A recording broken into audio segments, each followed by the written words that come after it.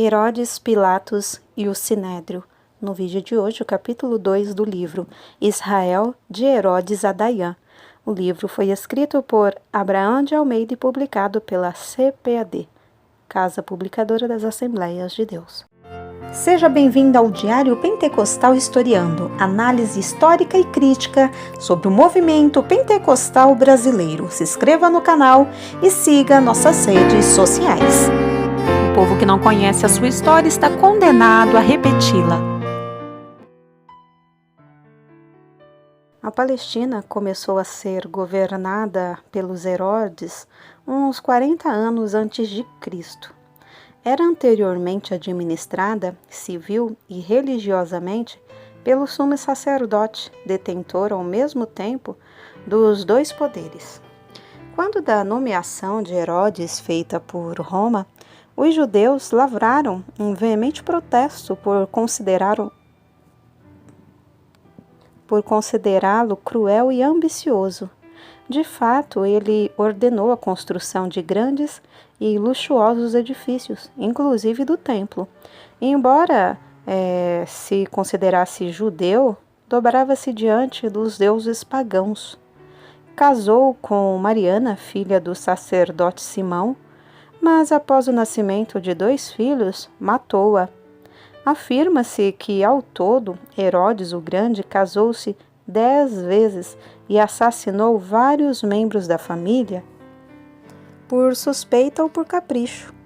O próprio César Augusto teria dito que era melhor ser filho de um suíno do que de Herodes.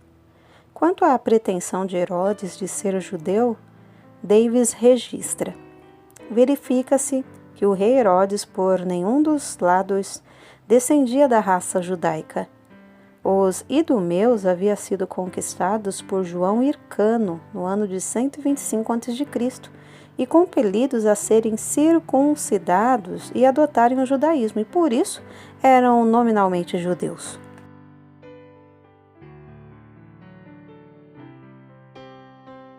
Os herodianos e os judeus.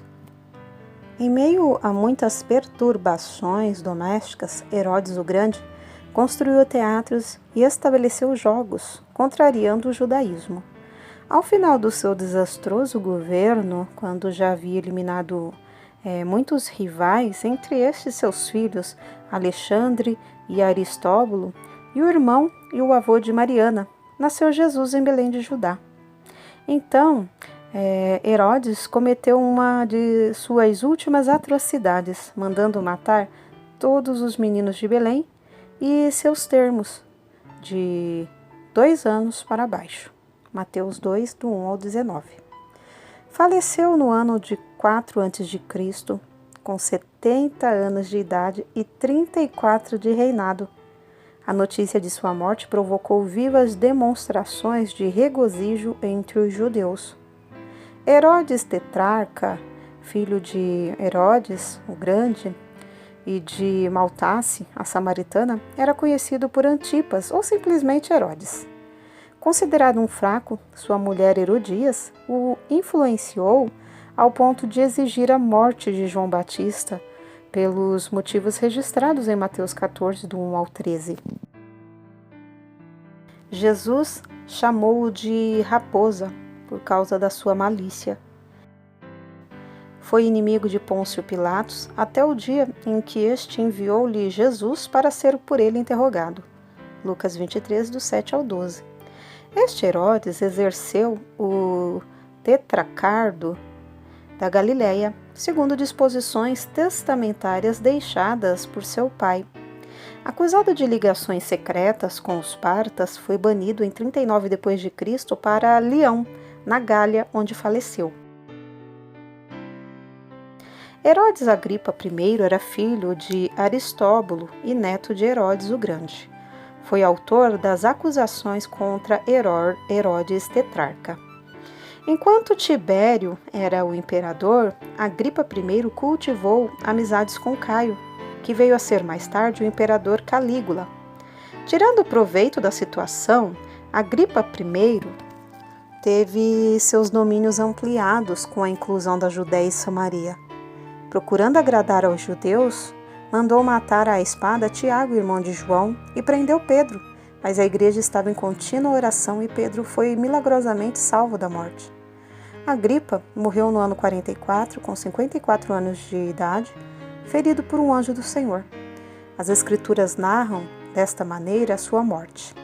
Ora, Herodes estava muito irritado contra os de Tiro e de Sidom, mas estes, vindo de comum acordo ter com ele e obtendo a amizade de Blasto, camareiro do rei, pediam paz, porquanto o seu país se abastecia do país do rei.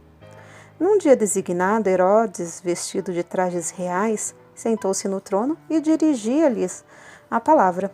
E o povo exclamava: é a voz de um Deus e não de um homem. No mesmo instante, um anjo do Senhor o feriu, porque não deu glória a Deus, e comido de vermes, expirou.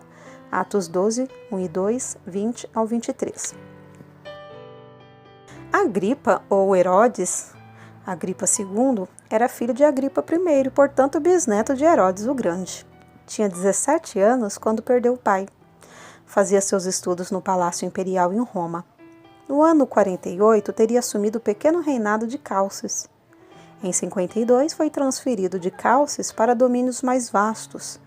Em visita a Festo, em Cesareia, este procurador da Judéia fez-lhe a apresentação de Paulo, que ali estava preso. O apóstolo, diante de Festo, Agripa II e Berenice, fez sua brilhante defesa e anunciou o Evangelho de Cristo.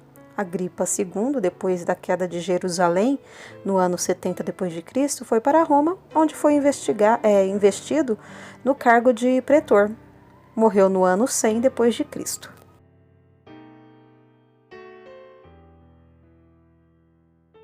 Pôncio Pilatos. A Palestina, na época em que Jesus foi preso e crucificado, tinha como procurador Pôncio Pilatos, um homem de meia idade, distinguido apenas pela ambição e ódio implacável aos judeus. Disse que assumiu a procuradoria no ano 26, já durante o ministério terreno de Jesus. Antes da nomeação, não passava de um negociante ou funcionário de pequena categoria. Era zeloso de suas funções e chegara ao posto de governador dos judeus graças à influência de sua mulher Cláudia Prócula sobre as autoridades romanas. Também gozava da amizade de Sejano, conselheiro de Tibério César. Talvez, em virtude dessas boas relações, tinha ele obtido permissão para ser acompanhado ao seu posto pela esposa, o que constituía um privilégio raro. Pilatos era um ateu declarado e grande oportunista. Adorava os deuses romanos porque isso fazia parte da sua vida de romano. Sua esposa, além de vítima da grande ambição social, cultivava a superstição religiosa e não se atrevia a interferir nas práticas dos cultos pagãos ou judaicos. Pilato nutria grande desprezo pelos judeus. Na conversa era inteligente, orgulhoso, malicioso e às vezes brilhante. Percorria os seus domínios acompanhado sempre de um pequeno exército de 500 soldados. Toda vez que havia um protesto, ele fazia uso arbitrário e jusglade, o poder concedido pelo imperador para condenar à morte, castigando e matando multidões de judeus. Dentre os muitos incidentes ocorridos entre Pilatos e os judeus, dá-lhes registra o seguinte: algum tempo depois, empregava o dinheiro sagrado chamado Carbã na construção de um aqueduto para trazer água a Jerusalém, tirada da parte sul da cidade. Os judeus consideravam que o emprego do dinheiro sagrado em fins seculares era uma profanação e, por ocasião de uma visita de Pilatos à capital, cercaram o tribunal com grande tumulto e vozerio. Pilatos, tendo sido previamente avisado, preveniu-se e mandou alguns soldados à paisana armados de bastões e de adagas que levavam escondidas para se misturarem com a multidão. Quando o tumulto havia atingido o auge, Pilatos deu sinal para atacar os amotinados. O que esses soldados fizeram com tanta violência que até alguns deles foram mortos. A multidão debandou, tomada de pânico, e muitos morreram atropelados na fuga. o Sinédrio. Constituído alguns anos antes de Cristo, o Sinédrio era composto de 71 membros pertencentes a 3 classes: sacerdotes, anciãos e escribas. Desempenhava as funções de Supremo Tribunal e de Assembleia Legislativa dos judeus.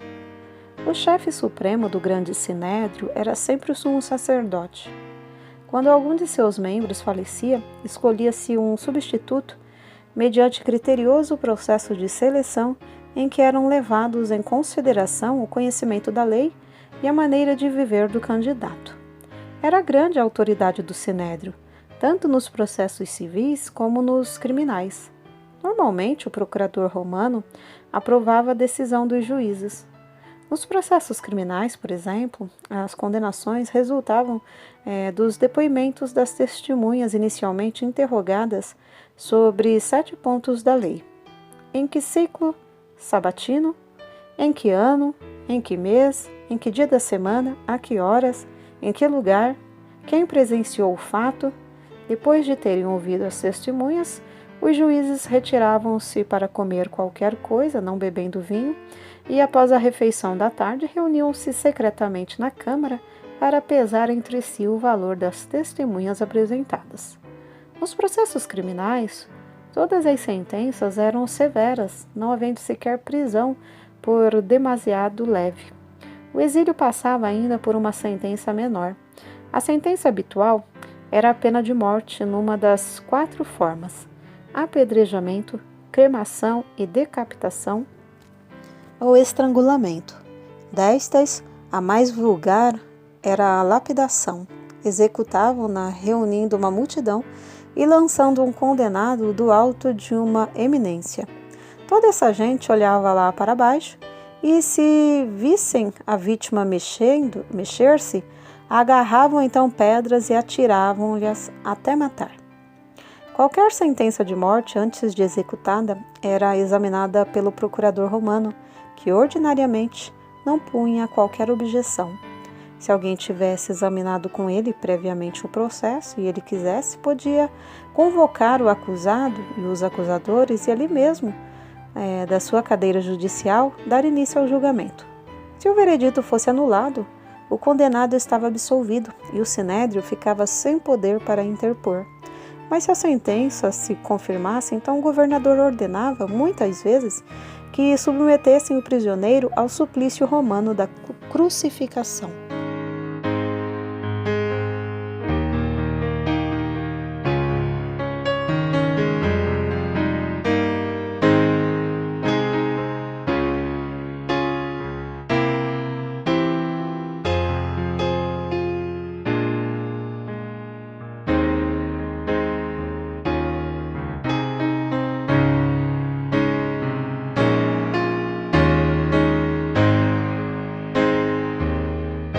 Porque nada podemos contra a verdade, senão pela verdade. Segunda carta aos Coríntios 13:8. Se você gostou do conteúdo deste vídeo, se inscreva no canal, deixe o seu joinha, compartilhe e ative o sininho para receber do YouTube as notificações dos novos vídeos.